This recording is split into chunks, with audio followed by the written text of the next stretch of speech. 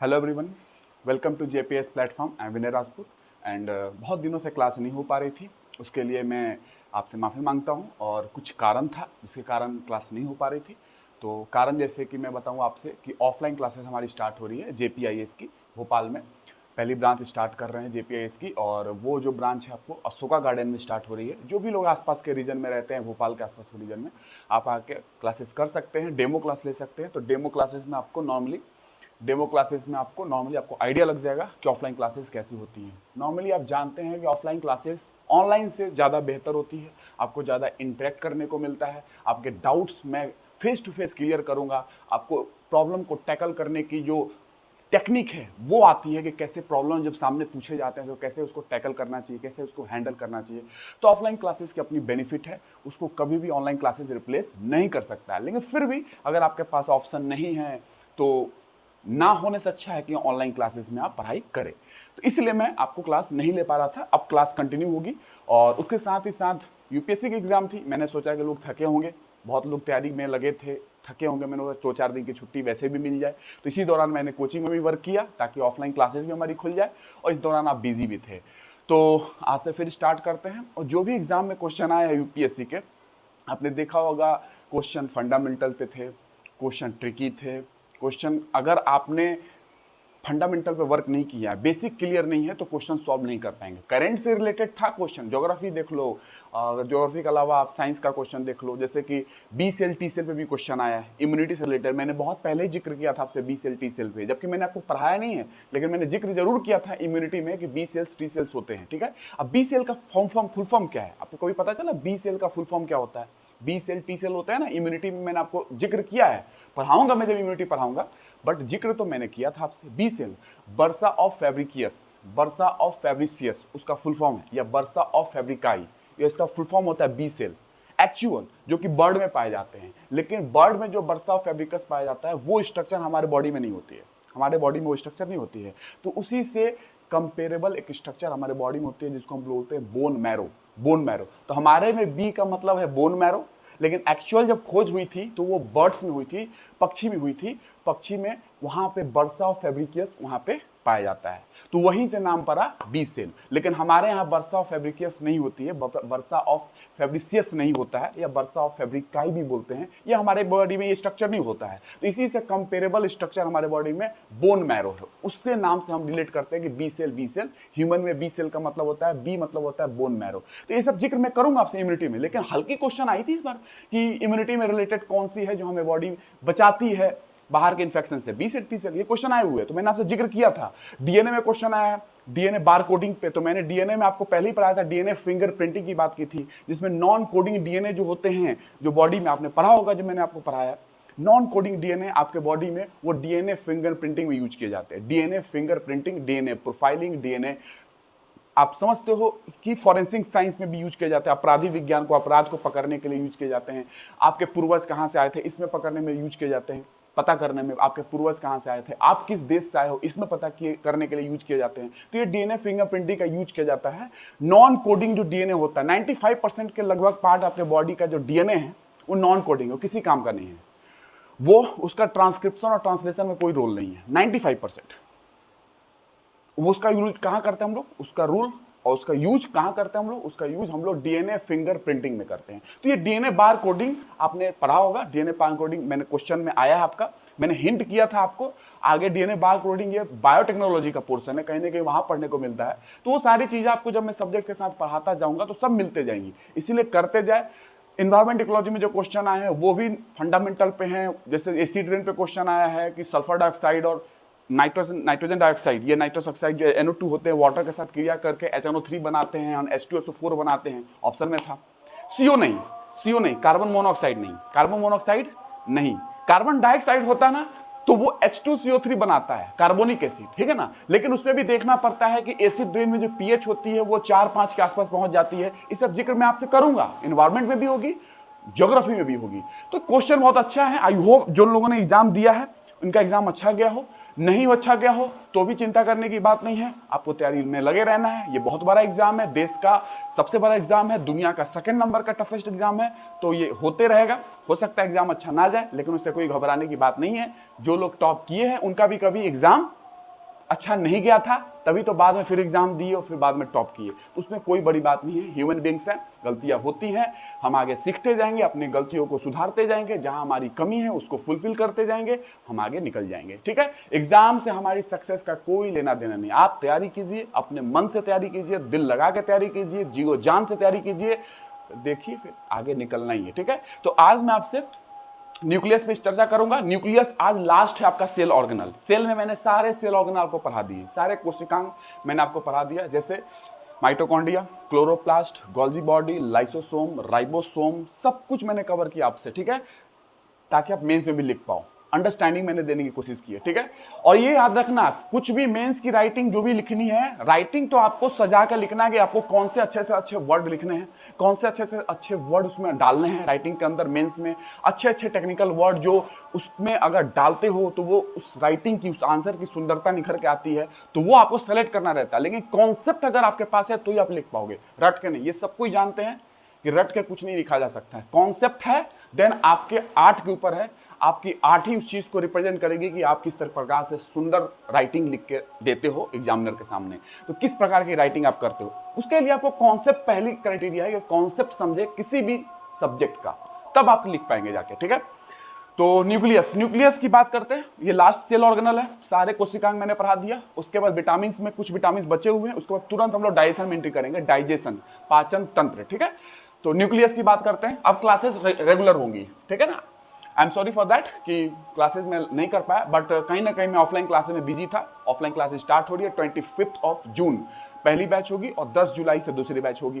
तो जो भी लोग करना चाहते हैं, अशोका गार्डन भोपाल मंडी चौराहा के पास हमारी कोचिंग खुल रही है, वहां आप आके कर सकते हैं। ठीक है, और आगे आपको जानकारी मिलती जाएगी इससे रिलेटेड। तो ये क्या है न्यूक्लियस, जो केंद्रक के नाम से आप जानते हो, है ना, बहुत इंपॉर्टेंट सेल ऑर्गेनल है ये केंद्रक, मोस्ट इंपॉर्टेंट सेल ऑर्गेनल है सेल का, मोस्ट इंपॉर्टेंट। ये ग्रीक वर्ड से लिया गया है, ग्रीक वर्ड कहीं ना कहीं, बायोलॉजी भी ग्रीक वर्ड से लिया गया है, बायोस एंड लोगस। उसी तरीके से ग्रीक वर्ड ये कर्नल से लिया गया है, ग्रीक वर्ड कर्नल, वहां से लिया गया है, इसका नाम ग्रीक वर्ड कर्नल से लिया गया है, वहां से। कर्नल जानते हो, जैसे आप नारियल खाते हो, नारियल, तो नारियल आप देखते हो कि मंदिरों में जाकर आप फोड़ते हो नारियल को, तो बीच का जो व्हाइट वाला भाग होता है वो कर्नल ही होता है। तो उसी तरीके से न्यूक्लियस भी सेल के अंदर लगभग बीच में नॉर्मली पाया जाता है। इन जनरल बात करो तो पाए जाते हैं बीच में, लेकिन कभी कभी ये साइड में भी होते हैं। न्यूक्लियस साइड में भी घिसका होता है, वो बात मैं आपसे कर लूंगा। तो ग्रीक वर्ड कर्नल वहां से पाया गया। आगे बात करते हैं न्यूक्लियस की। बात करें तो न्यूक्लियस एक ऐसा सेल ऑर्गेनल है जिसके बारे में कि वाज फर्स्ट डिस्क्राइब्ड बाय, इसको किसने पहली बार डिस्क्राइब किया था? Robert brown. मैंने आपसे बताया था, रॉबर्ट हुक ने सेल को खोजा, लेकिन वो डेड सेल था। कॉर्क टिश्यू के अंदर उन्होंने अपने माइक्रोस्कोप, सेल्फ मेड माइक्रोस्कोप के द्वारा उन्होंने कॉर्क टिश्यू में उन्होंने क्या खोजा? एक कंपार्टमेंट खोजा, एक रूम नुमा स्ट्रक्चर खोजा, उसको उन्होंने सेल बोला था, लेकिन वो डेड सेल था। पहली जो जीवित कोशिका की बात की जाती है कि किसने खोजा, वो एंटोनी वॉन लीवनहुक ने खोजा था। वही आदमी को आपको ध्यान रखना है, ये कंफ्यूजन क्रिएट नहीं करना है। डेड सेल किसने खोजा और लिविंग सेल किसने खोजा?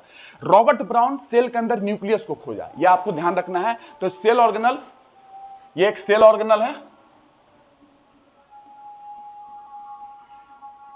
was किसने डिस्कवर किया था? This was the cell organelle was first described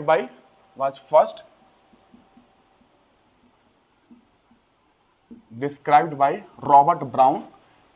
Robert Brown कहीं ना कहीं स्कॉटिश साइंटिस्ट थे, स्कॉटलैंड, ठीक है ना। स्कॉटलैंड ना दे तो ब्रिटिश साइंटिस्ट बोल सकते हो, इंग्लिश साइंटिस्ट बोल सकते हो, ठीक है। स्कॉटिश साइंटिस्ट थे, स्कॉटलैंड के रॉबर्ट ब्राउन।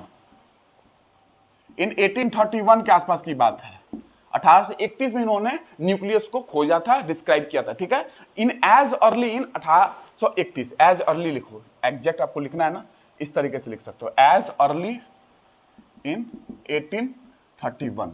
ये वो व्यक्ति थे जिन्होंने खोजा, ठीक है। उसके बाद अगर बात करें तो ये बेसिक चीज है न्यूक्लियस की खोज के रिलेटेड। अगर मैं आपको थोड़ा बताऊं तो न्यूक्लियस की खोज एक्चुअली 1700 में ही हो चुकी थी, 1700 में। किसने? एंटोनी वॉन ल्यूवेनहुक ने ही इसकी खोज की बात कर दी थी उन्होंने। आप कहेंगे फिर रॉबर्ट ब्राउन का नाम क्यों आता है? 1700 में जब इन्होंने खोजा था तो इनका जो रिकॉर्ड है, जो इन्होंने खोजा है, ये रिपोर्ट दर्ज नहीं हुआ था। तो एंटोनी वॉन ल्यूवेनहुक ने जो न्यूक्लियस खोजा, इस रिपोर्ट को दर्ज कराना पड़ता है ना कि भाई मैंने खोजा, तो ये दर्ज होती है साइंटिफिक कम्युनिटी में, तब जाके सामने आता है कि भैया फलाने चीज को इस व्यक्ति ने खोजा है। ये उनका रिकॉर्ड जो है ना एंटोनी वॉन लीeuwenhoek का, कि न्यूक्लियस उन्होंने खोजा तो था लेकिन ये रिपोर्ट जो है दर्ज नहीं हो पाया था, ये रिकॉर्ड जो है किसी रिपोर्ट में दर्ज नहीं हो पाया था, इसलिए इनका नाम नहीं आता है और उनके बजाय रॉबर्ट ब्राउन का नाम आता है कि न्यूक्लियस इन्होंने खोजा था। आप सोच सकते हैं, बट रॉबर्ट ब्राउन के अलावा आपको कभी ध्यान रखना 1700 में ही एंटोनी वॉन लीeuwenhoek ने, जिन्होंने लिविंग कोशिका की खोज की थी, उन्होंने खोज कर ली थी न्यूक्लियस की, बट वही बात है कि रिपोर्ट में दर्ज नहीं हो पाया। तो नाम इनका आता है कि रॉबर्ट ब्राउन ने जब बताया, डिस्क्राइब किया, इन्होंने इंटरनेशनल जो साइंटिफिक कम्युनिटी होती है उनके सामने लाया ये बात कि मैंने खोजा है न्यूक्लियस को, तो इनकी नाम आती है, ठीक है ना, कि रॉबर्ट ब्राउन ने न्यूक्लियस को खोजा। आगे बात करते हैं, ही डिस्कवर्ड इट फ्रॉम द, कहां से डिस्कवर्ड किया था न्यूक्लियस को? ही कौन? Robert brown. वैसे एंटोनी वॉन लीeuwenhoek का 1700 के आसपास की बात है, उन्होंने जिक्र किया था न्यूक्लियस होते हैं सेल के अंदर, बट वो दर्ज नहीं हो पाई थी, वो जो रिकॉर्ड है वो किसी रिपोर्ट में आ नहीं पाई थी, तो इसलिए इनका नाम नहीं आता है एंटोनी वॉन लीeuwenhoek का। रॉबर्ट ब्राउन का नाम आता है। ही डिस्कवर्ड, कहां से डिस्कवर्ड किया था न्यूक्लियस को रॉबर्ट ब्राउन ने? ये बोटनिस्ट थे, बोटनिस्ट पौधा से रिलेटेड वैज्ञानिक थे, ठीक है। तो ये ही discovered it from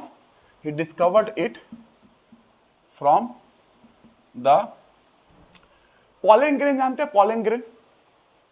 pollen grain या पॉलन ग्रेन की बात मैं आपसे बात करूंगा बाद में। पॉलन ग्रेन का एक बात है, क्रोमोसोम से रिलेटेड है, उसकी बात। Roots of orchid plant, roots, orchid पौधा होता है, ऑर्किड की प्लांट हम लोग बात करेंगे एनवायरमेंट इकोलॉजी में, जब हम लोग इंटरेक्शन की बात करेंगे, म्यूचुअलिज्म, कमेंसालिज्म, एमेंसालिज्म, वहां पे बात करेंगे ऑर्किड प्लांट की। तो उन्हीं के रूट, जड़ से इन्होंने खोजा था न्यूक्लियस को, ठीक है। He discovered it from the root of orchid plant, orchid का पौधा, ठीक है। ये वहां से उन्होंने डिस्कवर किया था, रूट ऑफ ऑर्किड प्लांट, ठीक है, ये आपको ध्यान रखना है। और इन्होंने ही न्यूक्लियस टर्म को प्रपोज भी किया था। न्यूक्लियस टर्म किसने दिया? न्यूक्लियस टर्म भी रॉबर्ट ब्राउन ने, रॉबर्ट ब्राउन ने ही न्यूक्लियस टर्म को दिया है। आगे चलेंगे, इसको नोट करते जाएंगे, ठीक है, ठीक है। तो 1700 की बात ये ध्यान रखना, लीeuwenhoek का लिख दो क्या? इन 1700, जो मैंने बताया 1700 में लीeuwenhoek, एंटोनी वॉन लीeuwenhoek ने फर्स्ट टाइम ऑब्जर्व न्यूक्लियस,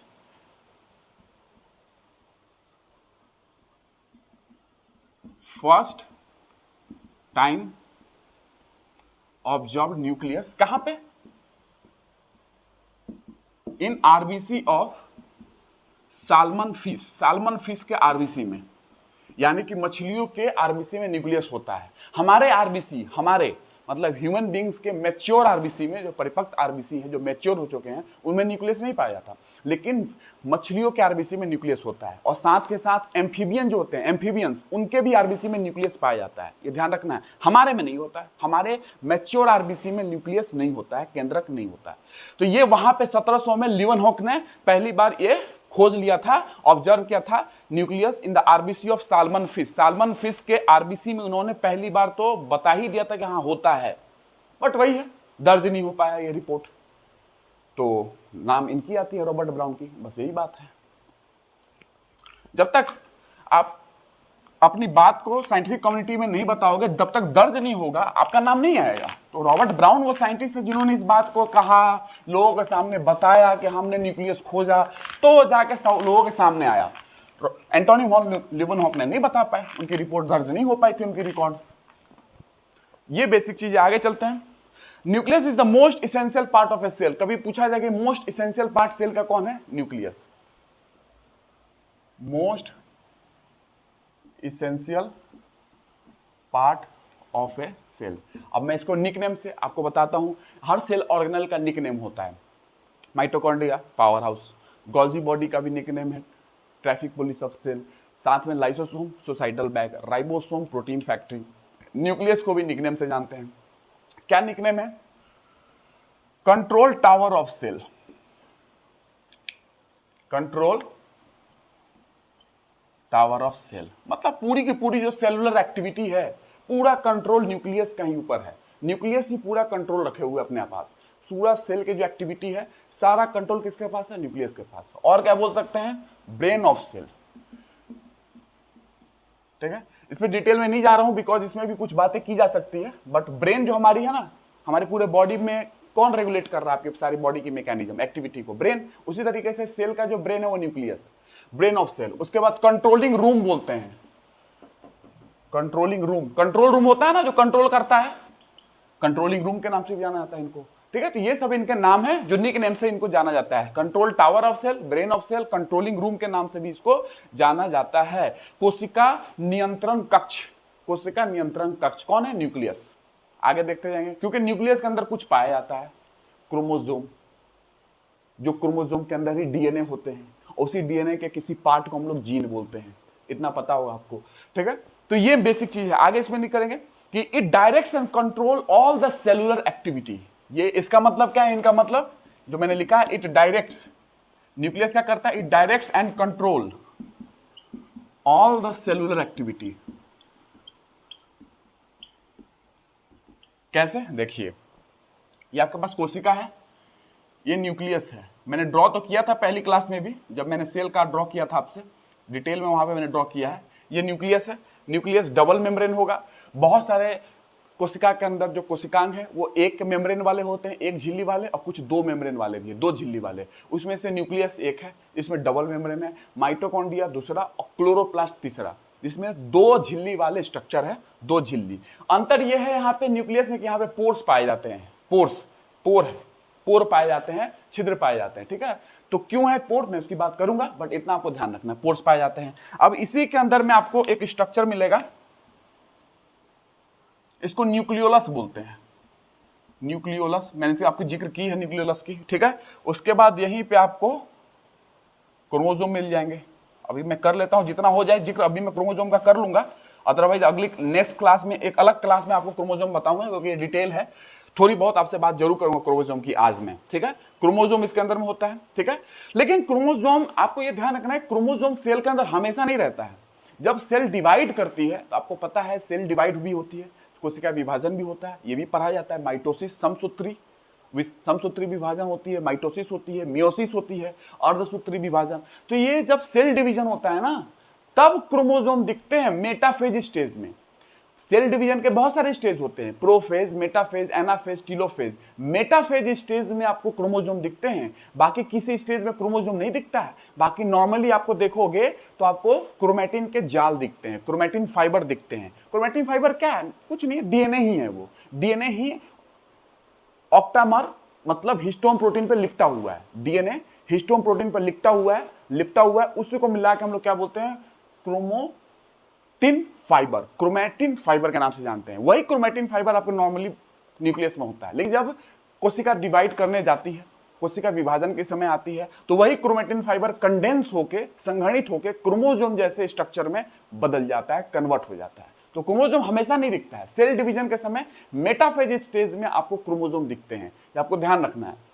उस समय आप क्रोमोसोम की स्टडी कर सकते हो। साइंटिस्ट मेटाफेज स्टेज में जाके सेल डिवीजन के मेटाफेज स्टेज में क्रोमोसोम की स्टडी करते हैं, क्योंकि उस समय क्रोमोसोम बहुत अच्छे तरीके से वेल स्ट्रक्चर्ड दिखता है, अच्छे तरीके से। तो ये बेसिक स्ट्रक्चर है, न्यूक्लियोलस है। अब मैं इसकी बात करूं, ये क्या है? ये न्यूक्लियर मेम्ब्रेन है, न्यूक्लियर मेम्ब्रेन, ठीक है। उसके बाद बात करूं, ये आपके पास न्यूक्लियोलस हो गया। इसके अंदर में क्या होगा? अंदर में कुछ तरल पदार्थ भरे होंगे, जैसे यहां पे बाहर भरे होता है साइटोप्लाज्म, कोशिका द्रव। इसी तरह इसके अंदर में न्यूक्लियोप्लाज्म होता है, न्यूक्लियोप्लाज्म। इसको कैरियो लिम्फ भी बोलते हैं, कैरियो लिम्फ भी बोलते हैं, और न्यूक्लियर सैप भी बोलते हैं इसको, न्यूक्लियर सैप। एक तरल पदार्थ है, एक मैट्रिक्स है, जिसके अंदर में आपका सारी चीजें, क्रोमोसोम, न्यूक्लियोलस उसी के अंदर में है, तैर रहे हैं एक तरीके से, ठीक है। जैसे कि साइटोप्लाज्म में mitochondria, chloroplast, Golgi body, lysosome, ribosome सारे इसमें होते हैं साइटोप्लाज्म। उसी तरीके से सेल के अंदर जो न्यूक्लियस है, न्यूक्लियस के अंदर का जो द्रव है उसको न्यूक्लियोप्लाज्म बोलते हैं, और भी नाम से जाना जाता है। ये न्यूक्लियोलस हो गया, ठीक है। तो एक्चुअली आपको ध्यान रखना, क्रोमोसोम मैंने दिखा दिया है। ये कब हुआ क्रोमोसोम? जब सेल डिवाइड कर रही होगी तब का समय है। उसके पहले का समय बात करेंगे तो सेल साइकिल में दो चीजें होती हैं, एक इंटरफेज होता है, अंतरावस्था, उसके बाद कोशिका डिवाइड करती है। तो इंटरफेज स्टेज में आप देखोगे तो नॉर्मली आपको क्रोमैटिन का जाल दिखता है, क्रोमैटिन का जाल। लेकिन इंटरफेज अवस्था में क्या होता है? नॉर्मली इंटरफेज अवस्था में आपको समझा दूं, थोड़ा सा बता देता हूं। अभी इंटरफेज अवस्था में क्या होती है कि कोशिका अपनी तैयारी करती है। क्या तैयारी करती है? आगे जाके उसको डिवाइड करना है। तो डिवाइड करना है तो अपने कोशिकांग को डुप्लीकेट करेगी, रेप्लिकेट करेगी, माइटोकॉन्ड्रिया, गोल्जी बॉडी, राइबोसोम इसको डुप्लीकेट करेगी क्योंकि आगे जाके डिवाइड करना है, अपने डीएनए को रेप्लिकेट करेगी, डीएनए का प्रतिलिपिकरण करेगी। तो वो सारी चीज यहाँ पे की जाती है इंटरफेज अवस्था में। ये सब चीज जब हो जाती है, तैयारी जब हो जाती है, सेल की ग्रोथ जब हो जाती है, तब जाके सेल डिवाइड करती है। तो ये जो ग्रोथ की अवस्था है, इंटरफेज अवस्था जो नॉर्मली है, इसमें भी डिवाइड किया जाता है, मैं आपको बताऊंगा, बट इतना समझना इंटरफेज अवस्था जो है ये ग्रोथ हो रहा है सेल का। क्यों हो रहा है? सेल के अंदर जो भी कंपोनेंट है, जो भी ऑर्गेनल है, वो सब अपने आप को रेप्लिकेट कर रहा है, अपनी कॉपी बना रहा है, डीएनए अपना कॉपी बना रहा है, ताकि आगे जाके जब सेल डिवाइड करे तो वो कॉपी जो डीएनए की है वो इक्वली डॉटर सेल में, पुत्री कोशिकाओं में बट पाए। तो इसके लिए तैयारी करनी पड़ती है, वो इंटरफेज अवस्था है। उस अवस्था में आपको क्रोमेटिन के जाल दिखते हैं। लेकिन जब जाके सेल डिवाइड करना स्टार्ट कर देती है और मेटाफेज स्टेज जब आता है, तो उस समय क्रोमेटिन के जाल संघनित होकर, कंडेंस होकर क्रोमोसोम में बदल जाते हैं, तब क्रोमोसोम दिखता है। उस समय मैंने आपको दिखाया है, ठीक है, ये आपको ध्यान रखना है, उस समय का क्रोमोसोम है ये, ठीक है। तो ये अब इसमें आपको न्यूक्लियोलस आपसे बात करूंगा, इस पे बात करूंगा, इन पे बात करूंगा थोड़ा सा, ठीक है। और ये आपको दिख रहा है ना, ये इसका बीच का स्पेस को क्या बोलते हैं? Perinuclear space. Outer membrane है ये, nuclear membrane, inner nuclear membrane, इन दोनों का बीच का स्पेस को पेरी न्यूक्लियर स्पेस बोलते हैं, ठीक है, ये आपको ध्यान रखना है। तो दो मेम्ब्रेन है, आपने देखा, आउटर एंड इनर, इसको नोट कर लेना। तो सेल डिवीजन की कहानी आपको पता है, तब जाके आप समझ पाओगे क्रोमोसोम कब दिखता है। क्रोमोसोम हमेशा सेल में नहीं होते हैं, जब सेल डिवाइड करने जाती है तब क्रोमोसोम दिखते हैं। उसके पहले अगर बात करोगे, सेल डिवीजन से पहले, जो कि इंटरफेज स्टेज होती है, इंटरफेज स्टेज, इस अंतरावस्था बोलते हैं, जिसमें कोशिका की ग्रोथ चल रही है, उस समय आपको क्रोमेटिन के जाल दिखता है, जो कि डीएनए का ही बना होता है,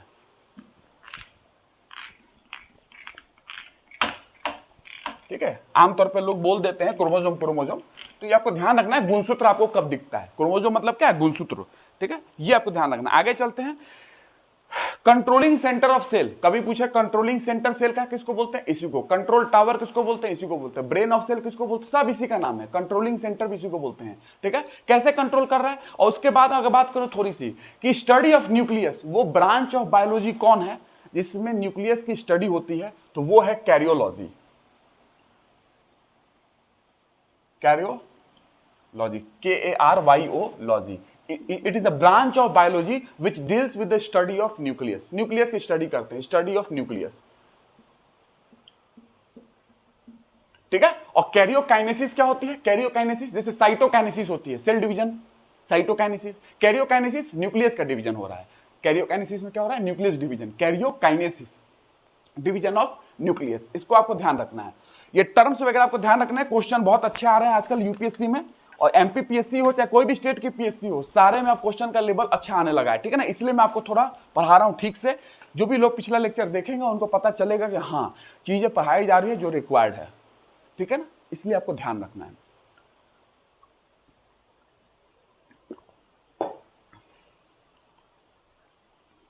ठीक है, तो न्यूक्लियस की बात हो गई। Nucleus is essential for the survival of cell, ठीक है, ये आपको, क्योंकि ब्रेन ऑफ सेल है। क्या ऐसे ब्रेन है? क्यों कंट्रोल टावर बोलते हैं सेल का? क्योंकि आपने देखा कि न्यूक्लियस के अंदर क्रोमोसोम है।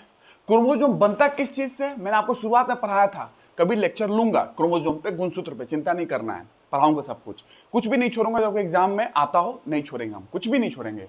क्रोमोसोम डीएनए से ही बनता है, इतना तो आपको पता होगा, डीएनए से ही बनता है क्रोमोसोम, और डीएनए के ही कुछ फ्रैगमेंट को हम लोग जीन बोलते हैं, तो ये ध्यान रखना है। क्रोमोसोम आपके पास है, तो कंट्रोल टावर जो बोल रहे हैं सेल का, कि सेलुलर एक्टिविटी को बहुत ही रेगुलेट कर रहा है ये न्यूक्लियस, ये कैसे, क्यों? ब्रेन ऑफ सेल है, क्यों? इसको समझना है। क्रोमोसोम में ही जीन होगा, क्योंकि क्रोमोसोम डीएनए का बना हुआ है, डीएनए के ही कोई भाग को हम लोग जीन बोलते हैं, तो क्रोमोसोम में इसका मतलब जीन है। ये जीन क्या करेगा? अपना ट्रांसक्रिप्शन कराएगा। जीन के पास मैसेज है, इंफॉर्मेशन है, इस इंफॉर्मेशन से प्रोटीन बनना है, वो प्रोटीन कोई ना कोई मेटाबॉलिक रिएक्शन में काम में आ रहा होगा, यूज हो रहा होगा, तो वही समझना है। जीन का ट्रांसक्रिप्शन, ये तो मैंने आपको समझाया है बहुत बार। अनुलेखन, इससे क्या होगा? आरएनए बनेगा। मान लो एमआरएनए बन गया, एमआरएनए ट्रांसक्रिप्शन के माध्यम से एमआरएनए, टीआरएनए, आरआरएनए, तीनों आरएनए बन सकते हैं, उसमें कोई दो राय नहीं है, तीनों को ही बोलते हैं ट्रांसक्रिप्शन ही। प्रोसेस ट्रांसक्रिप्शन ही है, अनुलेखन। तो जीन से जब ट्रांसक्रिप्शन हुआ, जीन की मैसेज कहां आ गई, एमआरएनए में, मैसेंजर आरएनए में। उसके बाद क्या होगा, ट्रांसलेशन, अनुवादन। तो कोई भी जीन जिसके पास इंफॉर्मेशन है वो अपने आप को एक्सप्रेस कैसे करता है, by the way of transcription and translation. इसके माध्यम से अपने आप को वो एक्सप्रेस कर पा रहा है, ठीक है, और कोई प्रोटीन बनेगी फिर। तो ट्रांसलेशन हुआ, वहां से प्रोटीन बन गया। इसको central dogma of molecular biology भी बोलते हैं, central dogma of cell biology भी बोलते हैं। तो ये प्रोटीन बन गया। अब ये प्रोटीन क्या है, बहुत सारे प्रोटीन एंजाइम्स की तरह भी वर्क करते हैं। तो ये प्रोटीन एंजाइम की तरह भी वर्क करते हैं, एंजाइम्स की तरह, ठीक है ना। एंजाइम्स में तो मैंने आपको समझा दिया पिछली क्लास में। विटामिन जब मैंने आपको समझाया है, नाइसिन, विटामिन B3, उस समय मैंने आपको एंजाइम्स की बात की है, ठीक है ना। पूरा स्टार्टिंग में मैंने आपको समझाया था। एंजाइम्स की तरह ये वर्क कर रहे हैं, यही प्रोटीन एंजाइम्स की तरह काम कर रहे हैं। तो ऑल एंजाइम्स आर प्रोटीन, जितने भी एंजाइम्स होते हैं प्रोटीन होते हैं, एक्सेप्ट राइबोजाइम। मैंने आपको बार बार किया है बात कि राइबोजाइम एक एंजाइम है लेकिन प्रोटीन नहीं है, वो एक आरएनए है, राइबोन्यूक्लिक एसिड है, ठीक है। और भी एग्जांपल मैंने आपको दिया था। तो ये एंजाइम यहां पे है। अब ये एंजाइम क्या होगा, कोई भी मेटाबॉलिक रिएक्शन में काम हो रहा होगा, कोई भी मेटाबॉलिक रिएक्शन में। एंजाइम आपके नॉर्मल मेटाबॉलिक रिएक्शन जैसे ग्लाइकोलिसिस होती है, ग्लाइकोलिसिस की अभिक्रियाओं में 10 स्टेप में होता है ग्लाइकोलिसिस। तो ग्लाइकोलिसिस क्रेब्स साइकिल आपने नाम सुना होगा माइटोकॉन्ड्रिया में। तो ग्लाइकोलिसिस में एंजाइम यूज हो रहे होंगे। तो ये मेटाबॉलिक रिएक्शन को रेगुलेट कर रहा है ना। न्यूक्लियस देखो, जीन से ये बना, प्रोटीन बना, वो प्रोटीन एंजाइम की तरह काम कर रहा है। और एंजाइम किसी भी मेटाबॉलिक रिएक्शन में यूज हो रहा है। जैसे स्टार्च है, स्टार्च की डाइजेशन होती है। स्टार्च की डाइजेशन क्या होता है, टाइलिन एंजाइम के थ्रू होता है।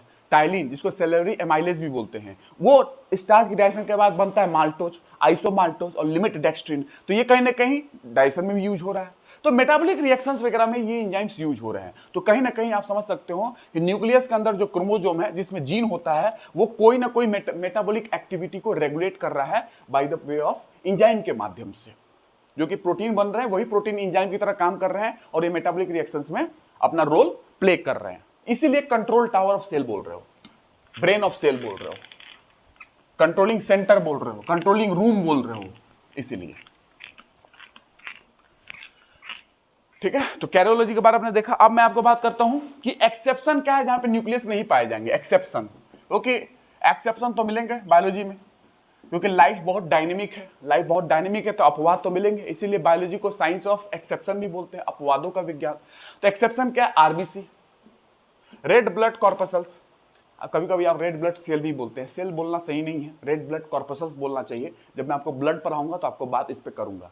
आरबीसी के अंदर न्यूक्लियस नहीं होता है, मैच्योर आरबीसी, मैच्योर, जो मैच्योर आरबीसी है उसमें न्यूक्लियस नहीं होगा, या अपवाद है, न्यूक्लियस नहीं होगा, आपको ध्यान रखना, ठीक है। तो मैच्योर आरबीसी में न्यूक्लियस नहीं है तो क्या होगा, ये अपने को रिप्रोड्यूस नहीं कर सकता है, कांट रिप्रोड्यूस, ये अपने आप को रिप्रोड्यूस नहीं कर पाएगा। ऐसा क्वेश्चन पूछे जा सकते हैं, बच्चों वाले नहीं पूछेंगे आरबीसी में न्यूक्लियस होता है कि नहीं होता है। जब नहीं है न्यूक्लियस तो फिर आरबीसी अपने आप को रिप्रोड्यूस नहीं कर पाएगा, अपने आप को रिप्रोड्यूस नहीं कर पाएगा। और क्या नहीं हो सकता है, आरबीसी का अगर न्यूक्लियस नहीं है तो इसको डीएनए फिंगरप्रिंटिंग में यूज नहीं कर सकते हैं, कांट बी यूज्ड इन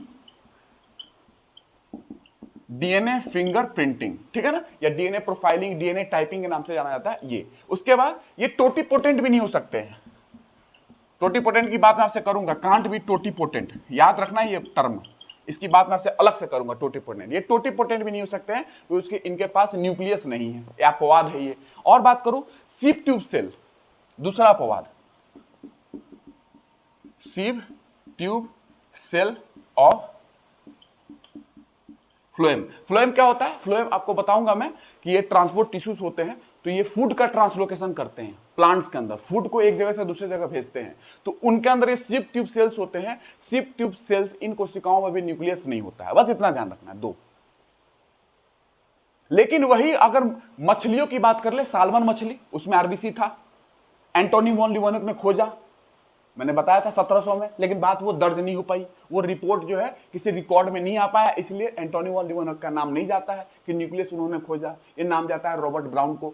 और एम्फीबियंस में भी उनके आरबीसी में न्यूक्लियस होता है, लेकिन अपने में देख लो मैच्योर आरबीसी में नहीं होता है, ठीक है, ये आपको ध्यान रखना। और सीप ट्यूब सेल में नहीं होता है। आगे चलेंगे, nucleus is the largest cell organelle of the, nucleus अगर बात करेंगे largest cell organelle in the protoplasm of cell. किसी भी जीव द्रव्य की बात कर लो, सेल में जीव द्रव्य होता है प्रोटोप्लाज्म, प्रोटोप्लाज्म जो होते हैं वो साइटोप्लाज्म प्लस न्यूक्लियोप्लाज्म से मिलकर बनता है, जो मैंने बताया अभी nucleoplasm, protoplasm equal to cytoplasm plus nucleoplasm. और प्रोटोप्लाज्म, पूरा प्रोटोप्लाज्म में सबसे बड़ा जो ऑर्गेनल है वो न्यूक्लियस ही है। सबसे largest cell organelle of the protoplasm कौन सा है? न्यूक्लियस। ये लिख सकते हैं, न्यूक्लियस लार्जेस्ट सेल ऑर्गेनल है। और बताएं, ये आप लेबोरेटरी माइक्रोस्कोप से, जो लैब की माइक्रोस्कोप होती है, उससे आप न्यूक्लियस को देख सकते हैं। तो it can be seen through laboratory microscope. Laboratory microscope के माध्यम से आप इसको, न्यूक्लियस को देख सकते हैं। और बताएं, डिपेंडिंग, अगर मैं बात करूं शेप एंड साइज की, शेप साइज की बात कर लेते हैं थोड़ी सी, ठीक है। अभी आपने बेसिक हिस्ट्री देखा, बेसिक इनकी जानकारी देखी, कहां पाया जाता है, कहां नहीं पाया जाता है। इनकी शेप साइज की बात करते हैं, इनकी नंबर की बात करेंगे कि न्यूक्लियस एक सेल में एक होते हैं, दो भी हो सकते हैं, बहुत सारे भी हो सकते हैं। नॉर्मली एक ही होते हैं, बट कुछ ऐसी कंडीशन है जहां पे दो से ज्यादा भी हो सकते हैं, देखेंगे। Shape and size of the nucleus, shape and size of the nucleus varies with metabolic state, metabolic state of the cell. इसको बात समझाता हूं आपको कि सेल की मेटाबॉलिक स्टेट क्या है। मेटाबॉलिज्म होता है ना, टोटल रिएक्शन जो बॉडी में हो रही है, तो उसका मेटाबॉलिक स्टेट क्या है सेल के अंदर। वो मेटाबॉलिक स्टेट पे डिपेंड करता है कि सेल का शेप एंड साइज कैसा होगा। इन जनरल आपसे बात करूं, इन जनरल अगर मैं आपको बताऊं थोड़ा सा, इन जनरल सामान्य तौर पर अगर बात करूं, जितना बड़ी कोशिका है, larger the cell larger the nucleus, तो लिख सकते हैं larger the cell, in general ऐसा होता है, लार्जर द सेल, सामान्य तौर पे लार्जर जिस सेल होगा तो लार्जर न्यूक्लियस होगा, लार्जर न्यूक्लियस। स्मॉलर सेल तो स्मॉलर न्यूक्लियस,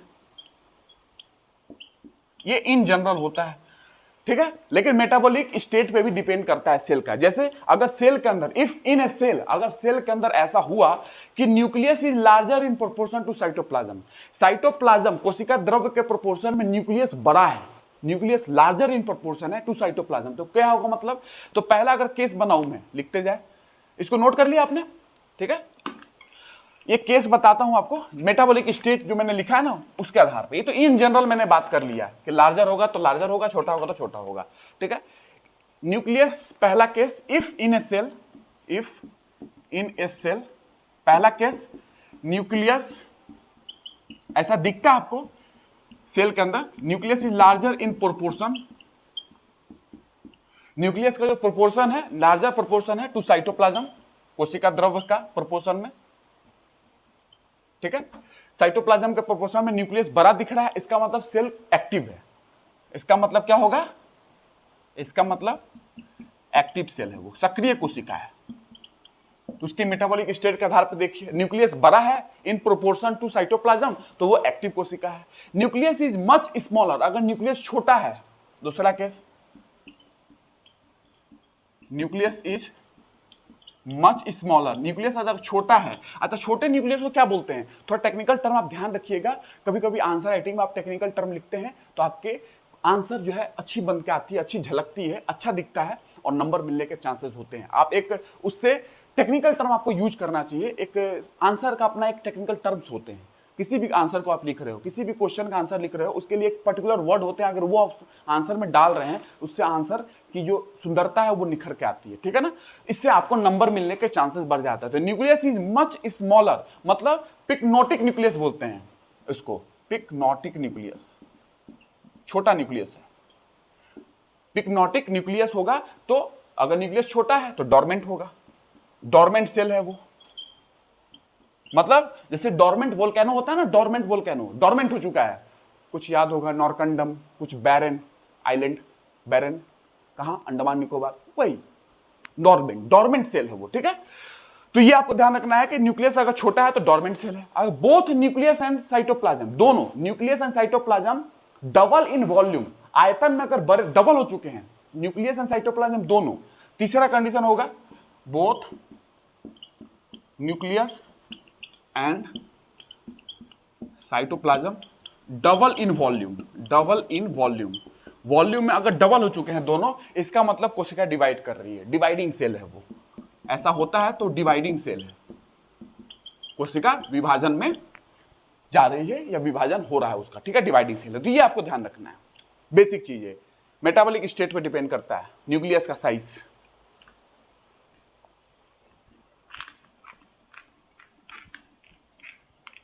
इन जनरल आपने देख लिया सामान्य तौर पे तो बड़ी कोशिका होगा तो बड़ा न्यूक्लियस, छोटी कोशिका होगा तो छोटा न्यूक्लियस, लेकिन ये चीजें भी ध्यान रखना है, अगर सेल में ऐसी ऐसी कंडीशन होती है तो ये चीजें हो सकते हैं। आगे चलते हैं। डिवीजन,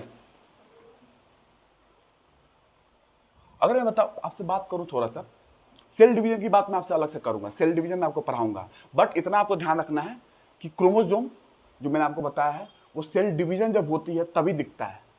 सेल डिवीजन से पहले की अवस्था जो होती है वो इंटरफेज अवस्था होती है, उसमें क्रोमोसोम नहीं दिखता है, उसमें क्रोमेटिन का फाइबर दिखता है, क्रोमेटिन का जाल दिखता है। यानी कि सेल में हमेशा क्रोमोसोम हो इसकी कोई गारंटी नहीं है, कोई गारंटी इन द सेंस कि इसका बात कहना ही सही नहीं है कि सेल में क्रोमोसोम हमेशा दिखता है, नहीं। क्रोमोसोम तब दिखता है जब सेल डिवाइड कर रही होगी, ये आपको ध्यान रखना है। उससे पहले क्रोमेटिन के जाल दिखते हैं, ठीक है। आगे चलेंगे, आगे आपको ये ध्यान रखना है इसमें कि न्यूक्लियस के बारे में मैंने आपको न्यूक्लियोप्लाज्म की थोड़ी बात कर लेते हैं, न्यूक्लियर मेम्ब्रेन की थोड़ी बात कर लेते हैं, ठीक है, ज्यादा डिटेल में नहीं। और उसके बाद क्रोमोसोम बचा, न्यूक्लियोलस बचा, ठीक है, तो इसकी बात कर लेते हैं। तो न्यूक्लियर इन्वेलप की बात करते हैं। न्यूक्लियर इन्वेलप की क्या काम होती है? न्यूक्लियर इन्वेलप मतलब ये वाली बात कर रहा हूं मैं, ये सेल हो गया, ये बीच में न्यूक्लियोप्लाज्म और ये न्यूक्लियर इन्वेलप है, ठीक है। तो इसमें दो मेम्ब्रेन है, आउटर मेम्ब्रेन, इनर मेम्ब्रेन, ठीक है, ये आपको ध्यान रखना है। इसमें कुछ बता दूं यहां पे, ये न्यूक्लियोलस हो गया, न्यूक्लियोलस मैंने शुरुआत में बताया था आपको। अंदर में क्या हो जाएगा? न्यूक्लियोप्लाज्म, द्रव हो जाएगा, मैट्रिक्स, द्रव पदार्थ। उसके बाद बात करूं, ये डबल मेम्ब्रेन है, यहां पे आपको राइबोसोम अटैच होते हैं आउटर मेम्ब्रेन पे, यस अटैच होते हैं। एंडोप्लाज्मिक रेटिकुलम पे भी राइबोसोम अटैच होता है, उसको रफ एंडोप्लाज्मिक रेटिकुलम बोलते हैं। जिस पे अटैच नहीं होता है उसको स्मूथ बोलते हैं। लेकिन न्यूक्लियस के न्यूक्लियर मेम्ब्रेन के आउटर मेम्ब्रेन पे बात करूंगा, उस पे भी राइबोसोम अटैच होते हैं, ठीक है। और इसी से थ्रू आपको क्या होगा यहीं पे, ठीक है, ये क्या है? एंडोप्लाज्मिक रेटिकुलम, यहीं से कंटिन्यू करते हैं। बाहरी जो मेम्ब्रेन है न्यूक्लियर मेम्ब्रेन, उसी से कंटिन्यू करेगा और साइटोप्लाज्म से होते हुए ये पूरा आपको साइटोप्लाज्म से होते हुए ये सेल मेम्ब्रेन तक ये कंटिन्यू कर जाते हैं, ठीक है, ये आपको ध्यान रखना है। ये क्या आ जाएगा? एंडोप्लाज्मिक रेटिकुलम, यहां से कंटिन्यू होती है। यहां पे क्या? राइबोसोम आउटर मेम्ब्रेन पे चिपके रहते हैं, इनर मेम्ब्रेन पे नहीं, इनर मेम्ब्रेन स्मूथ होता है। न्यूक्लियर इन्वेलप का इनर मेम्ब्रेन स्मूथ होता है, ठीक है। तो उसी तरीके से न्यूक्लियर इन्वेलप की बात मैं आपसे करता हूं। ये न्यूक्लियोलस है, न्यूक्लियोलस, इसकी बात मैं आपसे करूंगा, ठीक है। तो maintains the shape of cell, ये क्या मेंटेन करता है? Shape of cell. दूसरी बात करते हैं, हमारे सेल की जो शेप है उसको मेंटेन करता है, ठीक है। आपको देखा shape of nucleus, actually nuclear envelope की बात कर रहे हैं ना, न्यूक्लियस की बात करते हैं, न्यूक्लियस, ठीक है। तो ये न्यूक्लियर इन्वेलप की बात करें, ये जो खोल है डबल मेंबर है, ये न्यूक्लियस की शेप को मेंटेन करता है, ठीक है। उसके बाद करें, it keeps the nuclear content in place, जो भी न्यूक्लियर कंटेंट है इसके अंदर में डीएनए, आरएनए, जो भी प्रोटीन्स है, इसको अपनी जगह पे रखता है। It keeps the nuclear envelope की बात कर रहा हूं, it keeps the nuclear content जो भी डीएनए है, आरएनए है, आप जानते हो डीएनए किस फॉर्म में यहां पे है? क्रोमोसोम के फॉर्म में, जब सेल डिवाइड कर रही होगी, ठीक है। ये आपको मैंने बार बार जिक्र किया है, ठीक है। बहुत लोग इसको बताते हैं, सही तरीके से नहीं समझाते हैं, ठीक है, मैंने देखा है, दैट्स व्हाई मैंने सोचा कि आपको थोड़ा सा क्लियर करूं। It keeps the nuclear content in place, nuclear content in place मतलब न्यूक्लियर कंटेंट डीएनए आरएनए को अपने प्लेस पे रखता है, ठीक है ना, अपने स्थान पे उसको बनाए रखता है, ठीक है। एंड डिस्टिंक्ट फ्रॉम साइटोप्लाज्म, और साइटोप्लाज्म से अलग रखता है। साइटोप्लाज्म ये है, ये न्यूक्लियोप्लाज्म है, एंड डिस्टिंक्ट फ्रॉम साइटोप्लाज्म, ठीक है, ये आपको ध्यान रखना है। ये दो बात न्यूक्लियर इन्वेलप का रोल है। It regulates the flow of material, ये रेगुलेट करता है nuclear envelope flow of material from nucleus to cytoplasm and from cytoplasm to nucleus. इसलिए तो पोर बना हुआ है ना, छिद्र बना हुआ है। क्यों? क्योंकि यहां से यहां मटेरियल को आदान प्रदान होते रहे, एक्सचेंज होते रहे। तो मतलब यहां पे डीएनए से आरएनए बनेगा न्यूक्लियस में, ट्रांसक्रिप्शन के माध्यम से वो आरएनए बाहर निकलेगा। कुछ प्रोटीन है वो बाहर निकलते हैं, कुछ आयंस है वो बाहर निकल सकते हैं, लेकिन कुछ साइटोप्लाज्म से भी अंदर जाते हैं। तो एक्सचेंज हो रहा है मटेरियल का, वो भी कौन करता है? न्यूक्लियर इन्वेलप के द्वारा, क्योंकि ये पोरस है, पोर है इनके बीच में, ठीक है, ये आपको ध्यान रखना है। It regulates the flow of material, it regulates the flow of material into and out of the nucleus, into nucleus, out of the nucleus, ये भी एक बात लिख सकते हैं। इट्स पोर, इसके जो पोर होते हैं ये क्या करते हैं, its pore allow the exit of ribosomal, ये पोर अलाउ करते हैं किसको एग्जिट करने के लिए, बाहर निकालने के लिए, राइबोसोमल सब यूनिट्स। राइबोसोम के जो सब यूनिट्स होते हैं मैंने आपसे बात किया है, राइबोसोमल आरएनए, आरएनए जब बनेगा तो यहां से बाहर निकलेगा। न्यूक्लियोलस है, न्यूक्लियोलस का क्या काम है, राइबोसोम को बनाना। राइबोसोम जिक्र किया है मैंने, प्रोटीन फैक्ट्री, तो वो सब चीजें बाहर निकलती है इसी के माध्यम से, पोर के माध्यम से, ये आप लिख सकते हैं, ठीक है। Its pore allow the exit of ribosomal subunit, इसको लिख सकते हैं तीसरा, its pore allow the exit of ribosomal subunit. ये तो होगा राइबोसोम के subunit, larger subunit, smaller subunit, मैंने आपको पढ़ाया था बहुत बार। उसके बाद डीएनए से यहीं पे ट्रांसक्रिप्शन होगा, अनुलेखन, आरएनए बनेंगे, वो एमआरएनए, टीआरएनए, आरएनए, कोई भी आरएनए हो सकता है, उसको भी यहां पे बाहर निकालना है, तो एमआरएनए लिख सकते हो, टीआरएनए लिख सकते हो, सब बाहर निकलेंगे क्योंकि इसी के अंदर ही बनता है। डीएनए से सारे आरएनए जो बनते हैं वो न्यूक्लियस के अंदर ही बनते हैं, उसको बाहर आना है साइटोप्लाज्म में, इस पोर के माध्यम से बाहर निकलेगा, ठीक है। एंड अदर मैक्रोमोलिक्यूल्स, प्रोटीन वगैरह भी, other macro molecules, histone protein वो भी बाहर निकलते हैं, अंदर जाते हैं, ये सारी चीज होते हैं, ठीक है। और डीएनए को प्रोटेक्ट भी करता है, ये न्यूक्लियर इन्वेलप, इसके अंदर जो डीएनए है इसको प्रोटेक्ट भी कर रहा है, क्योंकि साइटोप्लाज्म में कुछ ऐसे एंजाइम्स होते हैं जो डीएनए को डाइजेस्ट कर सकते हैं, तो प्रोटेक्शन का भी काम है, डीएनए को सुरक्षा देता है ये न्यूक्लियर इन्वेलप, ये जो इन्वेलप है, ठीक है, न्यूक्लियर मेम्ब्रेन भी बोलते हैं, ठीक है। तो ये नोट कर लेंगे, हो गया नोट। चलिए, तो न्यूक्लियर इन्वेलप की बेसिक जानकारी हो गई। अब आते हैं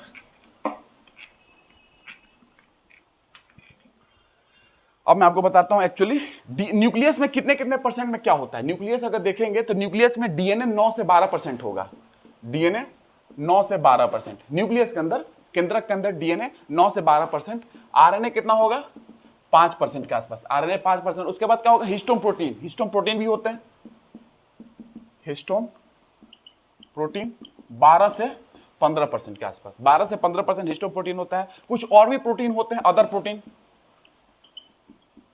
65% होता है, वो 65% अदर प्रोटीन्स पाए जाते हैं। लिपिड की बात करोगे, लिपिड 2 से 3%, ये न्यूक्लियस के अंदर सारा कंटेंट है जो न्यूक्लियस के अंदर पाया जाता है, ठीक है, ये आपको ध्यान रखना है। न्यूक्लियस में डीएनए एंड हिस्टोन का जो रेशियो होता है, न्यूक्लियस में डीएनए एंड हिस्टोन प्रोटीन का जो रेशियो होता है लगभग 1:1 होता है। डीएनए एंड हिस्टोन का रेशियो न्यूक्लियस में 1:1 होता है, इसको नोट कर लेंगे, ठीक है। आगे चलते हैं, हो गया।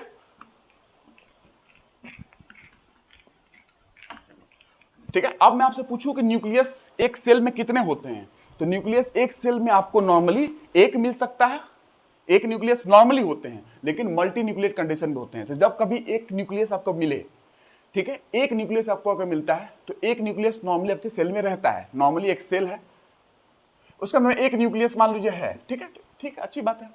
लेकिन मल्टी न्यूक्लिएट कंडीशन भी हो जाते हैं, बहुत सारे न्यूक्लियस भी आते हैं, इसको आपको समझाता हूं, इसमें कुछ टर्म होते हैं, वो टर्म का नाम आपको ध्यान रखना है। देखिए, जैसे ये एक सेल है, ठीक है, ये सेल का न्यूक्लियस है।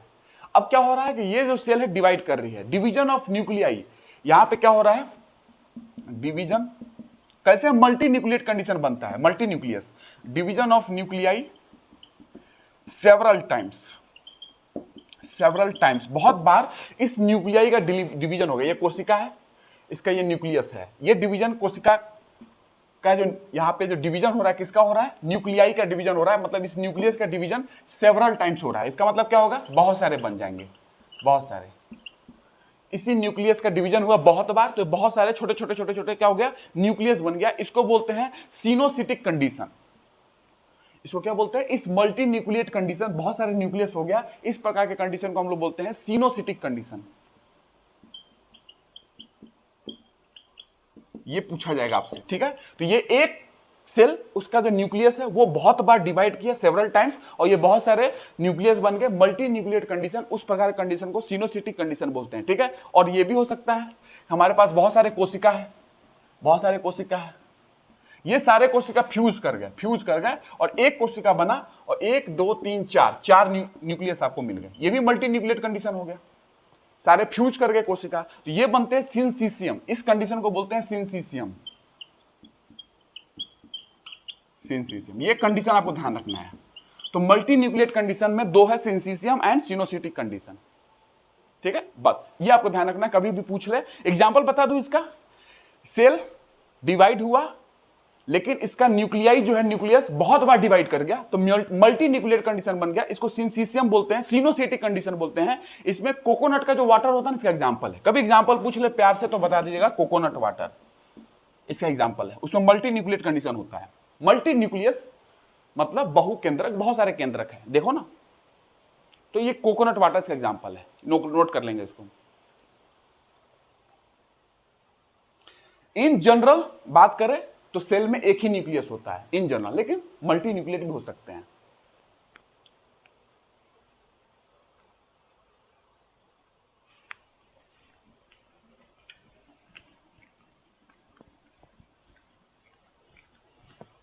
जैसे एक न्यूक्लियस होगा तो मोनोकैरियोटिक, मोनो मतलब एक होता है, दो न्यूक्लियस होगा तो डाइकैरियोटिक, और मल्टी न्यूक्लियस होगा तो देख लो ये सारे कंडीशन बनते हैं।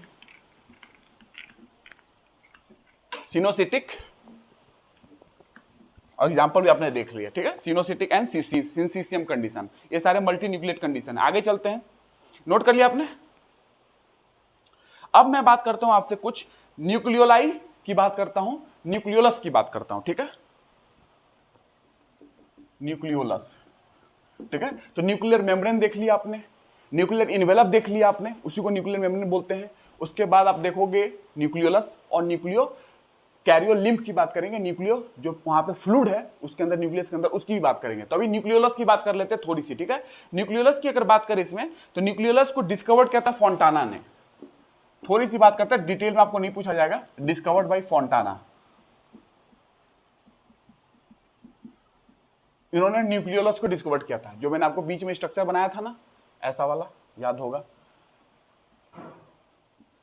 ये कोशिका हो गई, ये न्यूक्लियस हो गया, ये न्यूक्लियोलस स्पेरिकल स्ट्रक्चर, ठीक है ना। ये है nucleolus, discovered by Fontana, first time describe by Wagner. और डिस्क्राइब किसने किया था? वेगनर ने इसको डिस्क्राइब किया था फर्स्ट टाइम, पहली बार डिस्क्राइब किया था, ठीक है। और टर्म न्यूक्लियोलस किसने दिया था? टर्म दिया था बोमैन ने। इस न्यूक्लियोलस शब्द को किसने दिया? बोमैन ने इस शब्द को दिया था, ये आपको ध्यान रखना, ठीक है।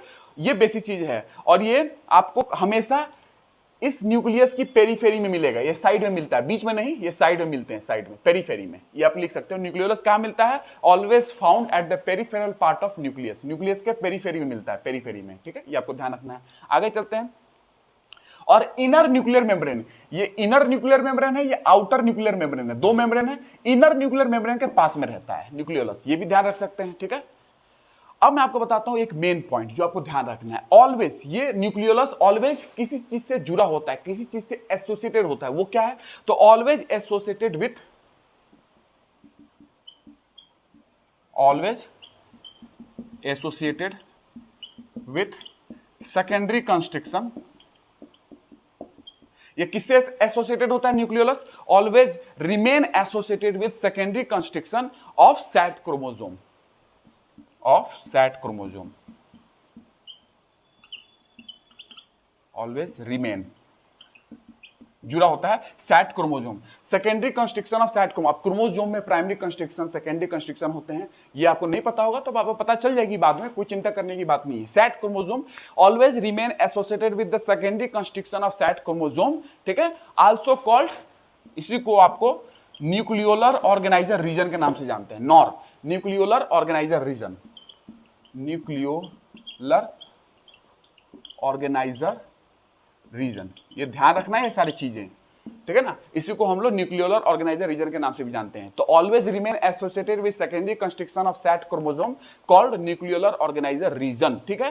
तो ये न्यूक्लियोलर ऑर्गेनाइजर रीजन के नाम से जानते हैं। थोड़ा सा मैं आपको बता देता हूं, इसको नोट कर लिया, यहीं पे बता देता हूं। हल्की सी क्रोमोसोम की बात आपसे करता हूं, ये वाली चीज आपको पता होना चाहिए, इसलिए मैं आपको बता दे रहा हूं।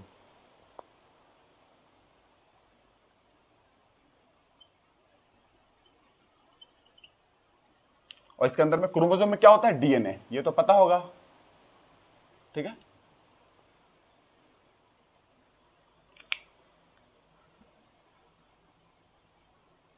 ये डीएनए ब्लू कलर से डीएनए मैंने पूरा बनाया है, ठीक है। देखो ये एक संकुचन है, यहाँ पे प्राइमरी कंस्ट्रक्शन बोलते हैं, प्राइमरी कंस्ट्रक्शन,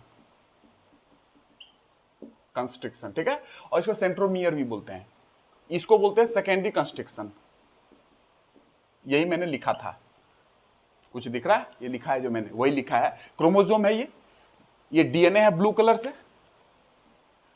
अब ये आपको पता होगा, नहीं भी पता है तो आपको लिख दूंगा, इसको टीलोमियर बोलते हैं, बहुत सारी चीज होती है, क्रोमोनिमिटा होता है, क्रोमोनीमा होता है, पेलिकल्स होते हैं, चीजें मैं बात करूंगा आपसे, आज बस इतना ही देख ले, ठीक है ना।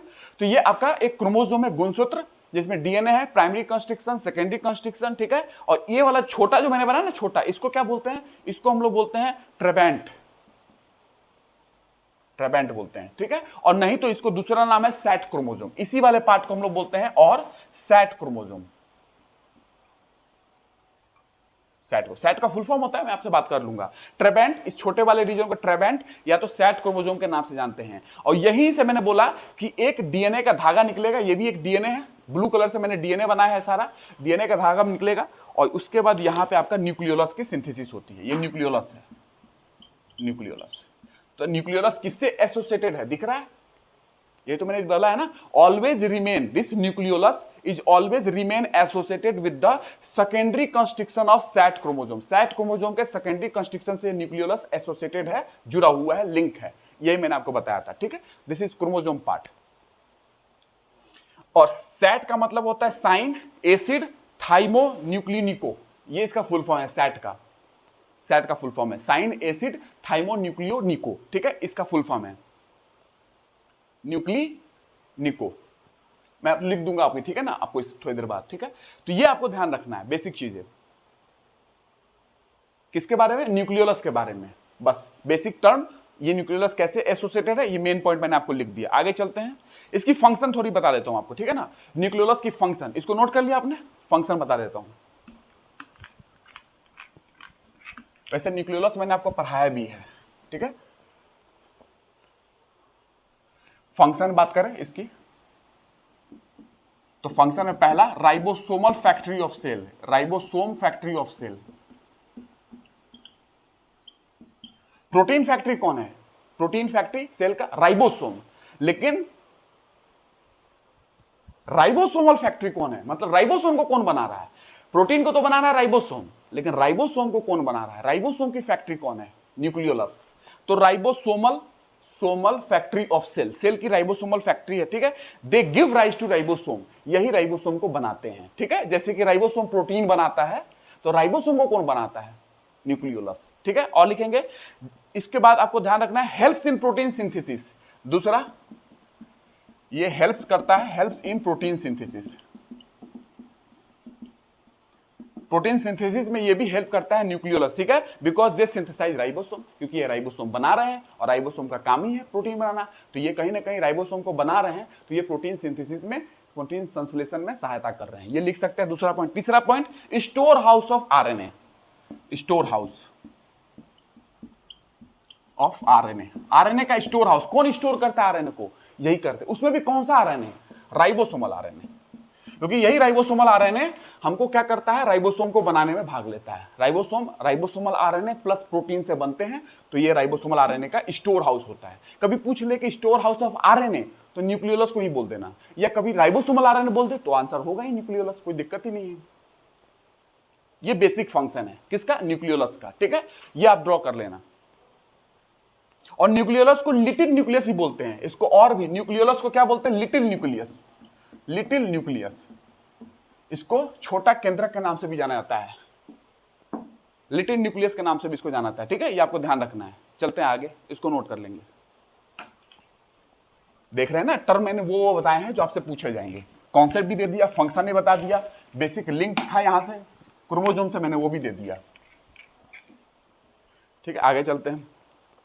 अब देखिए क्रोमोसोम बहुत सारे टाइप्स के होते हैं, क्रोमोसोम मैं आपको पढ़ाऊंगा सेंट्रोमियर के आधार पे, जो मैंने सेंट्रोमियर बताया ना, कंस्ट्रक्शन सेंट्रोमियर, उसके आधार पे आपके पास मेटासेंट्रिक, सब मेटासेंट्रिक, बहुत सारे क्रोमोसोम होते हैं जो कि मैं आपको पढ़ाऊंगा। सेंट्रोमियर के आधार पे 4 भाग में हम लोग क्रोमोसोम को बांटते हैं, मेटासेंट्रिक होते हैं, सब मेटासेंट्रिक होते हैं, एक्रोसेंट्रिक होते हैं, ये सब बात मैं आपसे करूंगा। चलिए, तो अब मैं आपसे बात करता हूं क्रोमेटिन फाइबर की बात करता हूं, ठीक है। क्रोमेटिन फाइबर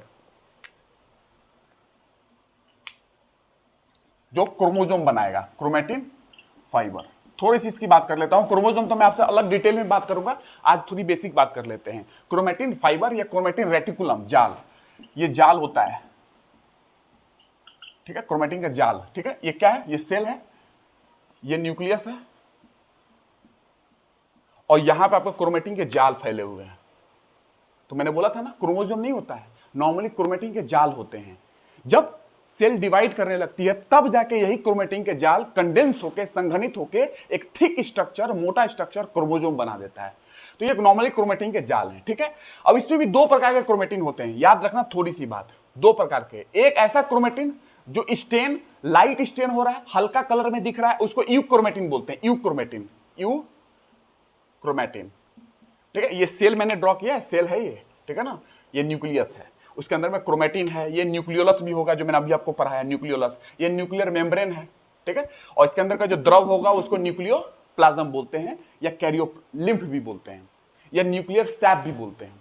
तो ये जो यहाँ पे ये क्रोमेटिन है, इसके अंदर में दो प्रकार के हो सकते हैं। एक ऐसा क्रोमेटिन जो लाइट कलर में है, लाइट हल्के रंग में है, उसको यूक्रोमेटिन बोलेंगे। और जो डार्क कलर में, मान लो डार्क हो गया, डार्क कलर में, यही जाल में कोई ऐसा रीजन है जहां डार्क कलर में है, डार्क, ठीक है ना, मान लो ये डार्क कलर में है, उसको हेट्रोक्रोमेटिन बोलते हैं, हेट्रोक्रोमेटिन, ठीक है। तो ये ध्यान रखना, लाइट कलर में जो होगा वो यूक्रोमेटिन होगा, जो डार्क कलर में होगा उसको हेट्रोक्रोमेटिन के नाम से जाना जाता है। ये बेसिक चीज आपको ध्यान रखनी है, euchromatin and heterochromatin, light colour and dark colour, ठीक है।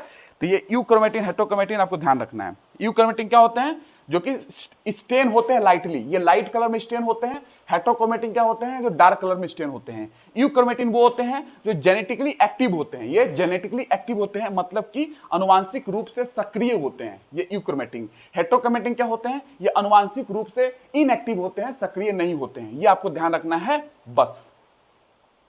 ये थिन होते हैं, पतले होते हैं, थिन होते हैं, और ये थिक होते हैं, इसलिए मैंने कलर यहां पे डार्क दिखाया है, बस इतना आपको ध्यान है। तो दो प्रकार की क्रोमेटिन इसके अंदर में, क्रोमेटिन रेटिकुलम है, ठीक है। क्रोमा मींस क्या होता है? इसका फुल फॉर्म जो आपको दिख रहा है, क्रोमा मींस कलर, इसको कलर किया जा सकता है, ये स्टेन कलर हो सकता है, ये डार्क कलर में होते हैं, ठीक है। क्रोमाटिन मतलब क्या होता है?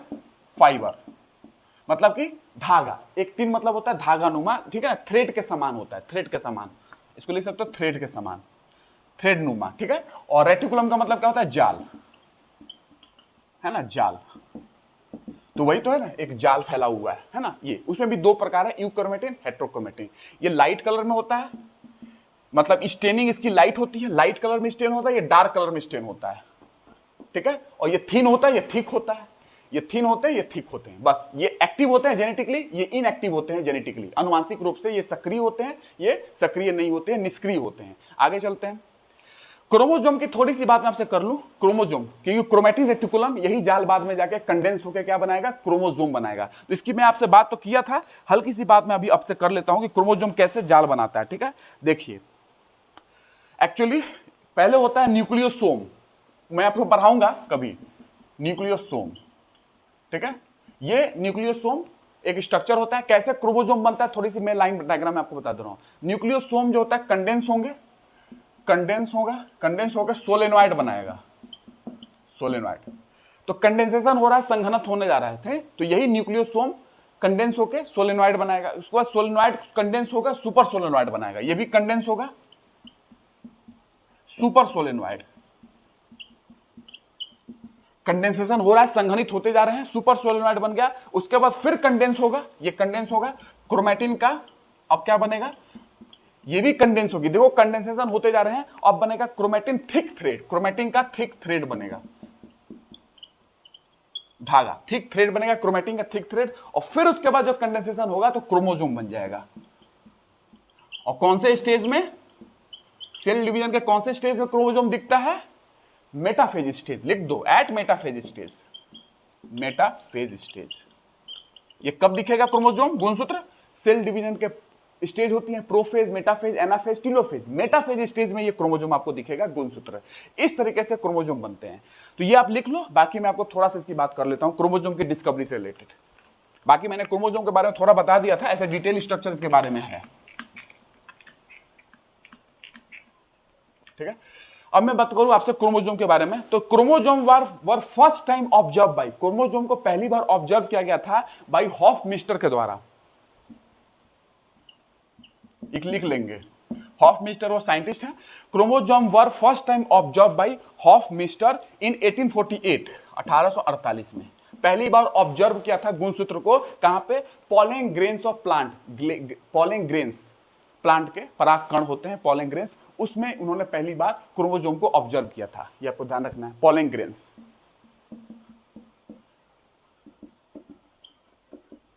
ठीक है ना। तो पराग कण जो होते हैं, जो कि पॉलिनेशन में भाग लेते हैं, उनमें पहली बार ये ऑब्जर्व किया था। उसके बाद बात करें क्रेडिट ऑफ डिस्कवरी, डिस्कवरी की क्रेडिट किसको जाती है? क्रोमोसोम की डिस्कवरी किसने की? डिस्कवरी क्रेडिट ये जाता है स्ट्रासबर्गर, उनको जाता है। डिस्कवर किया था क्रोमोसोम को स्ट्रासबर्गर ने 1875, 1848 में ऑब्जर्व किया, 1875 में स्ट्रासबर्गर ने खोज डाला। लेकिन टर्म क्रोमोसोम किसने दिया था? प्रपोज किया था वाल्डेयर ने। Term proposed by Waldeyer. ठीक है, तो क्रोमोसोम शब्द किसने दिया? वाल्डेयर ने दिया था। उसके बाद रॉक्स वो पहले साइंटिस्ट थे जिन्होंने इंडिकेट किया था that chromosomes are the bearer of hereditary character. Roux ये वो साइंटिस्ट थे जिन्होंने इंडिकेट किया था कि क्रोमोसोम्स क्या है? Chromosomes are the bearer of hereditary character, मतलब अनुवांशिक लक्षणों को कैरी करते हैं। क्रोमोसोम गुणसूत्र माता पिता के जो लक्षण होते हैं वो बच्चों में जाते हैं, उनके बच्चों में। तो कैसे? क्रोमोसोम उसके लिए रिस्पॉन्सिबल है। तो chromosomes are the bearer of hereditary character, ये किसने इंडिकेट किया था? रॉक्स ने इंडिकेट किया था। ये वो साइंटिस्ट थे जिन्होंने पहली बार इंडिकेट किया था। ठीक है, और उसके बाद एक और साइंटिस्ट है सटन एंड बोवरी। इन्होंने क्रोमोसोमल थ्योरी ऑफ इनहेरिटेंस की क्रोमोसोमल थ्योरी को प्रपोज किया। सटन एंड बोवरी ने propose chromosomal theory of inheritance, chromosome theory of inheritance, मतलब कि सिद्धांत को प्रपोज किया था, इनहेरिटेंस का सिद्धांत क्रोमोसोमल थ्योरी के आधार पे। तो क्रोमोसोम के आधार पे इनहेरिटेंस के सिद्धांत को प्रपोज किया था। ठीक है, मतलब कि वंशागतिकी होती है, मतलब कि माता पिता के लक्षण बच्चों में जाते हैं। किस प्रकार से जानते हैं? क्रोमोसोम के कारण जाते हैं। ठीक है, क्रोमोसोम में क्या होता है? एक्चुअली क्रोमोसोम डीएनए से बनते हैं। डीएनए में क्या होता है? छोटे पार्ट को, डीएनए के छोटे पार्ट को, छोटे भाग को या फ्रैगमेंट को हम लोग जीन बोलते हैं, जो मैं आपको शुरुआत से बोलते आ रहा हूं। ठीक है, ये बेसिक इसका हिस्ट्री पोर्शन है क्रोमोसोम का, ये नोट कर लेंगे बस। दिस इज द आपका पार्ट हो गया बेसिक, जो आपको जानना चाहिए था। ठीक है, ये बेसिक चीज आपको जानना चाहिए, ये हो गया आपका खत्म। ठीक है ना, इसको नोट कर लेंगे। और आपसे मैं पूछूं कि कभी न्यूक्लियस के बारे में कोई एक्सपेरिमेंट की बात करें कि न्यूक्लियस मैंने आपको पढ़ाया, कोई इंपॉर्टेंट एक्सपेरिमेंट रही हो जिससे न्यूक्लियस के बारे में कुछ पता चला हो कि न्यूक्लियस एक कंट्रोल टावर है सेल का, जो मैंने आपको शुरुआत में बना के दिखाया, ब्रेन ऑफ सेल है, उसके लिए एक एक्सपेरिमेंट आपको बता देता हूं। ठीक है, ये क्रोमोसोम के बारे में है, जो कि क्रोमैटिन के रूप में है, वही क्रोमैटिन से क्रोमोसोम बना जो मैंने आपको दिखाया। कब? मेटाफेज स्टेज जब होती है सेल साइकिल की, सेल डिवीजन की, तब।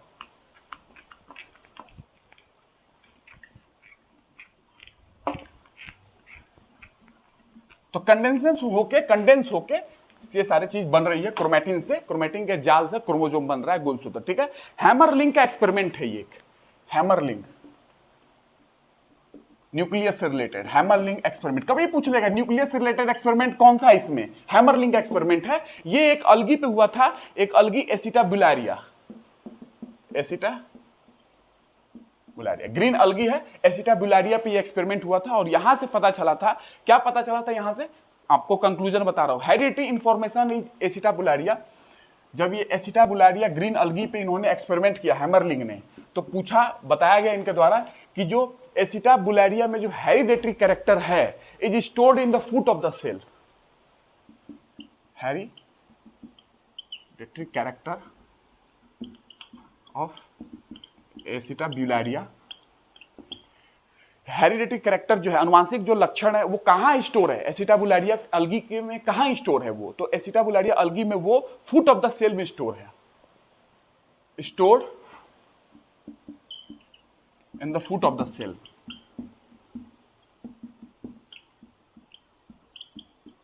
ये समझ में आ रहा है? कुछ टर्म मैं बता देता हूं। तो लिखेंगे पहले हेरिडिटरी कैरेक्टर या हेरिडिटरी इंफॉर्मेशन, लिख लो, सूचना।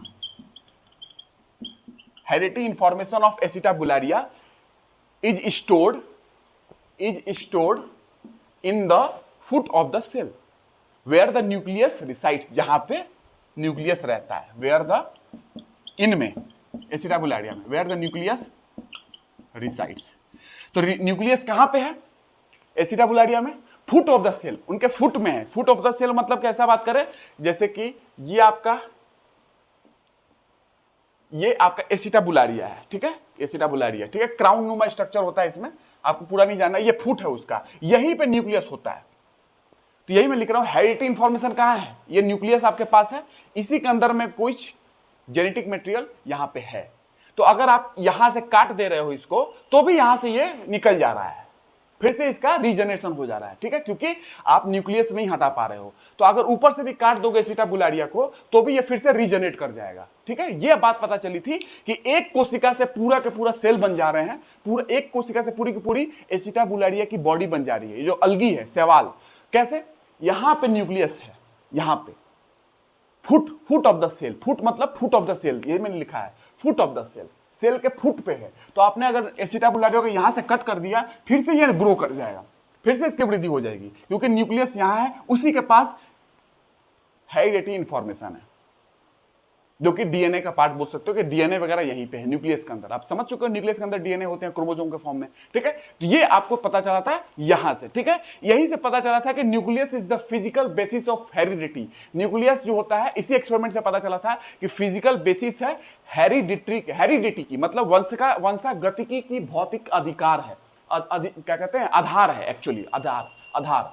तो वंशागतिकी का भौतिक आधार है nucleus is the physical basis of heredity, ये यही से पता चला था। और बात करूं, nucleus controls the morphology of cell, cell की मॉर्फोलॉजी को कंट्रोल करता है, सेल की मॉर्फोलॉजी को कंट्रोल करता है न्यूक्लियस, मतलब कोशिका की आकारिकी को कंट्रोल करता है न्यूक्लियस, यही से पता चला था।